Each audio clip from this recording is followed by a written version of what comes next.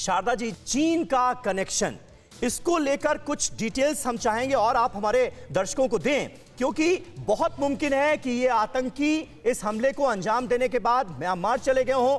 और म्यांमार में हम जानते हैं कि इस वक्त आर्मी रूल आ चुका है, सैनिक शासन है, और उस सैन्य शासन को भी चीन का सपोर्ट है। ये लिंक जुड़ता है क्या? बिल्कुल सुमीर भाई, इसमें बिल्कुल लिंक जुड़ता है। और चाइना का जो है काम कि भारत में कोई भी इस प्रकार की चीज़ें हों तो उनको प्रेशर दिया जाए, और ये प्रेशर देने का तरीका है, उनके पॉलिटिकल विंग ने ज़रूर उनको सलाह दी होगी कि आप इस प्रकार का काम करें। तो इसमें एक्शन लेने की आवश्यकता है। और मैं तो कहूँगा कि समय समय पर कॉम्बिंग की ज़रूरत है। आज जो लार्ज स्केल कॉम्बिंग करने की बात कही जा रही है, ऐसी कॉम्बिंग समय समय पर 6-6 महीने पर ड्राई सीजन में ही की जा सकती है। बरसात के मौसम में कॉम्बिंग नहीं हो पाती है। अच्छा। तो ड्राई सीजन जैसे ही आता है वैसे ही लार्ज स्केल कॉम्बिंग हर साल करनी ही चाहिए। और कॉम्बिंग करके इस प्रकार के जो जंगली पार्टी के लोग हैं, जो एक्सट्रीमिस्ट एलिमेंट्स हैं, उनकी धरपकड़, उनके हथियारों की धरपकड़ करनी चाहिए। आप देखिए कि ये हथियार कहाँ से ला रहे हैं। जब चंदेल में पिछली बार मुठभेड़ हुई थी या जब आतंकियों ने हमला किया था, उस समय हमारी काफ़ी वेपन्स गायब हुए थे जो कि उन्होंने ले लिए थे। इसी प्रकार जब भी मुठभेड़ होती है, जब भी आतंकी हमला करते हैं, तो हमारे हथियार भी वो ले जाते हैं। तो इस प्रकार हथियार वहीं पर छुपाए रहते हैं।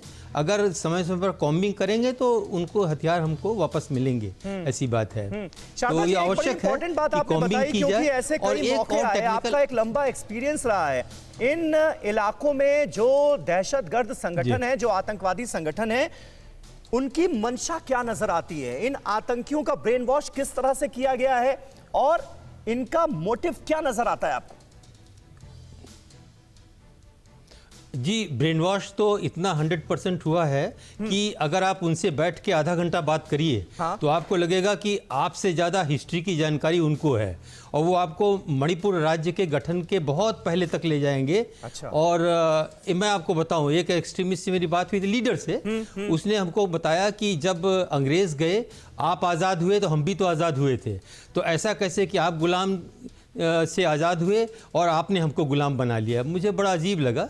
तो उसने कहा कि मैं अपनी बात नहीं कह रहा हूँ, आप हिस्ट्री की किताब के फलां राइटर के फलां पन्ने को खोल के देखिए।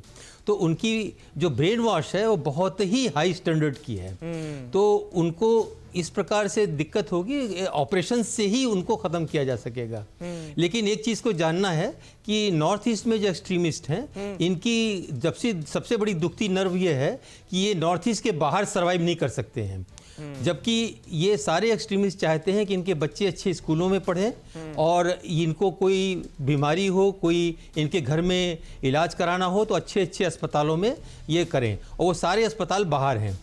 मैं कहूँगा कि चेन्नई आसपास, वेलोर और इधर दिल्ली एम्स, यहाँ में इनके लोग इलाज कराने आते हैं, इनके बच्चे अच्छे अच्छे स्कूलों में पढ़ते हैं। तो ये इनकी दुखती हुई नर्व है।